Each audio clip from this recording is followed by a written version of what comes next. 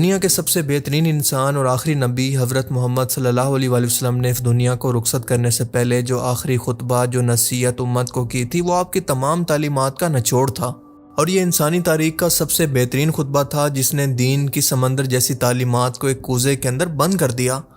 دیکھیں، یہ یونیورسل قانون ہے کہ دنیا اور آخرت کے اندر اگر آپ کسی کو راضی یا خوش کرنا چاہتے ہیں تو اس کا مطلب یہ ہے کہ آپ اس کی ہر کہی ہوئی بات پر عمل کریں، وہ کام کریں جو کہ اس کو راضی کرے اور اس کو خوش کرے۔ آج سے 1400 سال پہلے نبی کریم صلی اللہ علیہ وآلہ وسلم نے امت کو جو نصیحت کی تھی، آج ایک بار پھر غور سے سنیں اور خود سے سوال کریں کہ کیا کسی ایک کو بھی آج یہ امت فالو کر رہی ہے؟ اور اگر ایسا نہیں ہے تو آج کس منہ سے ہم میلاد مصطفیٰ منا کر نبی کریم صلی اللہ علیہ وآلہ وسلم سے محبت کا دعویٰ کرتے ہیں؟ آپ سب لوگ یہ بات مانیں گے کہ اس محفل میلاد کے اندر وہ لوگ بھی موجود ہوتے ہیں جو کہ ظالم ہیں، پورا سال نماز اور قرآن کی طرف رخ نہیں کرتے، مظلوموں کا حق کھاتے ہیں، سود خور ہیں، نسل پرست ہیں، بہنوں بیٹیوں کا حق کھاتے ہیں، جھوٹ بولتے ہیں، دھوکہ دیتے ہیں، لیکن جیسے میلاد نبی کی بات آتی ہے تو ان سے بڑا عاشق رسول کوئی نہیں ہوتا۔ یہ لوگ اللہ اور اس کے رسول کو نہیں بلکہ خود کو دھوکہ دے رہے ہیں۔ ایک بار اسی نبی سے بھی پوچھ لو کہ انہوں نے اپنی پیدائش کو کیسے منایا۔ اپنی پیدائش کی خوشی کے اندر نبی کریم صلی اللہ علیہ وآلہ وسلم ہر سوموار کو منڈے کے دن روزہ رکھا کرتے تھے، اور آپ فرماتے تھے کہ اس دن میری پیدائش ہوئی تھی اور اسی دن مجھ پر وحی نازل ہوئی تھی۔ یعنی آپ صلی اللہ علیہ وآلہ وسلم نے اپنی ولادت کا شکر ادا کرنے کا طریقہ اپنی عبادات کو بنایا، نہ کہ رسم و رواج یا پھر جلوسوں کو۔ تو سوال یہ ہے کہ کیا ہمیں بھی نبی کا طریقہ نہیں اپنانا چاہیے؟ سوچنے کی بات تو یہ ہے کہ کیا رسول اللہ صلی اللہ علیہ وآلہ وسلم کو بھی ہم سے یہی محبت چاہیے تھی کہ ہم ان کے نام پر نئی نئی رسومات کو، بدعات کو ایجاد کریں، یا پھر وہ یہ چاہتے تھے کہ ہم ان کی سنت کو زندہ کریں؟ اور آج اگر نبی کریم صلی اللہ علیہ وآلہ وسلم دنیا میں موجود ہوتے اور اپنی امت کو یہ سب کچھ کرتا دیکھتے تو کیا اس سے خوش ہوتے؟ یا پھر یہ سب بدعات کو دیکھ کر کہ جس امت کے لیے انہوں نے اتنی قربانیاں دی، اپنی اولاد کو قربان کر دیا، کافروں مشرکوں کی سختیاں، جنگیں برداشت کی، ان کا دل انتہائی دکھی ہوتا جب وہ یہ دیکھتے کہ ان کی امت آج بدعات اور خرافات کے اندر اتنا ڈوب گئی ہے کہ سمجھ میں نہیں آتا کہ یہ مسلمان ہیں یا پھر کوئی غیر مسلم امت۔ اصل محبت رسول صلی اللہ علیہ وآلہ وسلم یہ نہیں ہے کہ ہم بس سال کے اندر ایک جلوس نکال لیں اور باقی پورا سال سنت کو بھول جائیں، بلکہ اصل محبت یہ ہے کہ ہر دن ہر لمحہ ان کے طریقے پر جینے کی کوشش کریں، اور یہی وہ طریقہ ہے جس سے اللہ بھی راضی ہوگا اور اس کا رسول بھی۔ لیکن اگر آپ کا مقصد یہ نہیں ہے تو جو مرضی کریں، لیکن خود کو مسلمان کہہ کر عاشق رسول ہونے کا دعویٰ نہ کریں، کیونکہ یہ سب اسلام نہیں ہے، اور جس جگہ سے اصل دین کی شروعات ہوئی آج بھی وہاں پر ایسا کچھ نہیں ہوتا۔ عید میلاد النبی کیا حضور کا حکم ہے؟ کیا اس کا کوئی ثبوت صحابہ سے ہے؟ کیا ہم صحابہ کے مقابلے میں حضور سے زیادہ؟ کیا آپ صرف جمعے کی نماز پڑھتے ہو؟ 5 وقت کی نماز آپ سے نہیں ہوتی؟ میں ایسے لوگوں سے ایک سوال پوچھنا چاہتا ہوں، کیا آپ کو تھوڑا سا بھی ڈر نہیں لگتا؟ کیا آپ کو اس چیز کا خوف نہیں لگتا کہ میں نماز نہیں پڑھ رہا ہوں اور صرف جمعے کی نماز پڑھ رہا ہوں؟ اور حیرت کی بات تو یہ ہے کہ ایسے لوگ اس چیز کو غلط بھی نہیں سمجھ رہے، سود کو حرام سمجھیں گے، جھوٹ بولنے کو غلط سمجھیں گے، زنا کو حرام سمجھیں گے، الکوہل کو حرام سمجھیں گے، لیکن نماز نہیں پڑھ رہے ہیں۔ اس چیز کو وہ غلط نہیں سمجھتے ہیں، ان کے لیے وہ بہت نارمل سی چیز ہے، اٹس اوکے، نو پرابلم۔ ہم جمعے کی نماز پڑھتے ہیں، ارے یار نماز ہم سے بھی چھوٹتی ہے کبھی کبھی، اور جس دن ہم سے نماز چھوٹتی ہے نا، یہ چاہے وہ فجر کی ہو چاہے کوئی بھی نماز ہو، یا لیٹ ہوتی ہے، تو اس دن دل میں بہت بڑا بوجھ رہتا ہے، اور وہ پورا دن یہ سوچنے میں جاتا ہے کہ میں نماز ٹائم پہ کیوں نہیں پڑھ پایا۔ اور مجھے حیرت ہوتی ہے ایسے لوگوں کو دیکھ کے کہ جو لوگ اپنے کام میں مصروف ہیں، اپنی پڑھائی میں مصروف ہیں، اور وہ لوگ نماز کی طرف نہیں آ رہے۔ حالانکہ حدیثوں میں یہ آتا ہے کہ عصر کی نماز جس بندے نے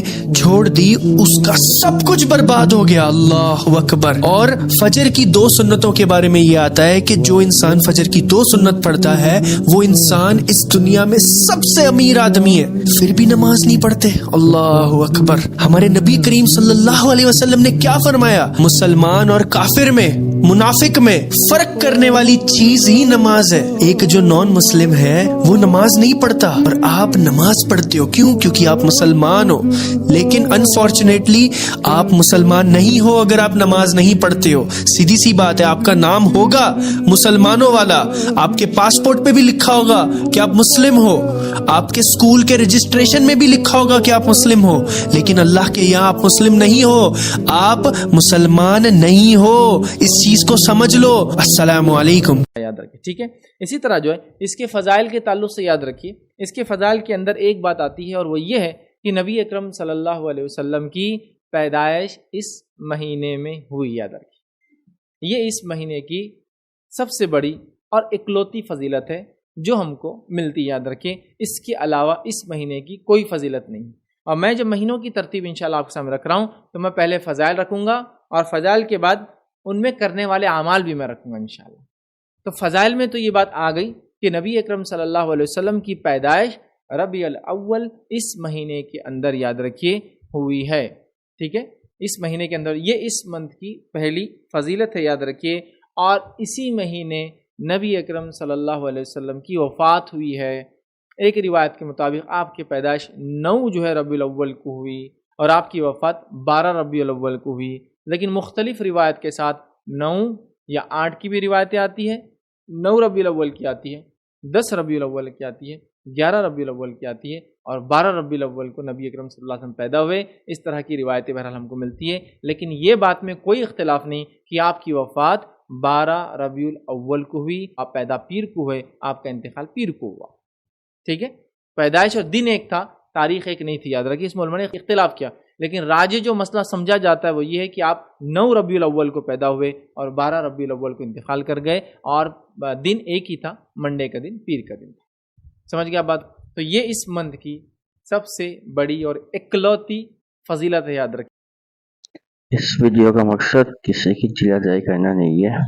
سوال یہ ہے کہ 11 اپریل کی رات، 12 اپریل کی رات جو گلیوں میں، روڈوں میں بے غیرتی، بے حیائی،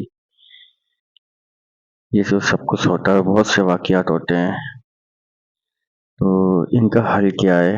کیا یہ 12 اپریل منانے کا طریقہ ہے؟ مسجد ویران ہے، مسجد آباد کیوں نہیں ہے؟ سوال تو یہ ہے۔ حضرت تو مسجدوں میں ہونا چاہیے نا، مسجد ویران پر یہ روڈوں پہ بے حیائی، بے غیرتی اور بہت سے ایسے واقعات ہیں جس کی ویڈیو میں نے نہیں ڈالی ہے۔ اس میں کچھ ریکارڈنگ ہم نے ہنسی سبقت ہنسی ٹی وی سے لی ہے، جن کا چینل ہے ہنسی ٹی وی۔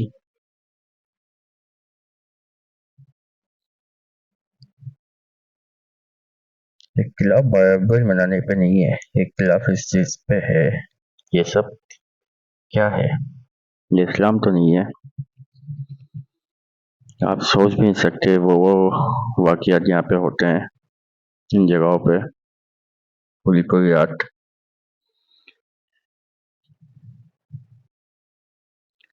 ان سب چیزوں کا ثواب تو کوئی نہیں ہے، بلکہ آپ عذاب ہی کما رہے ہیں۔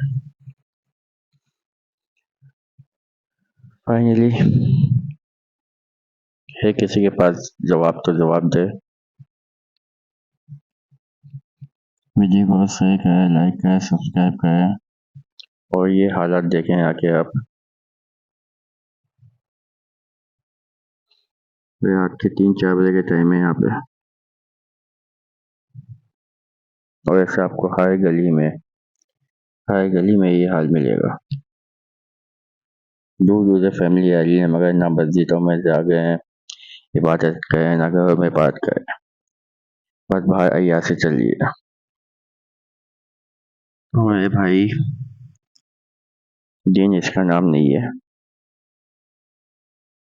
یہ تو ہم خود اسلام کو بدنام کر رہے ہیں۔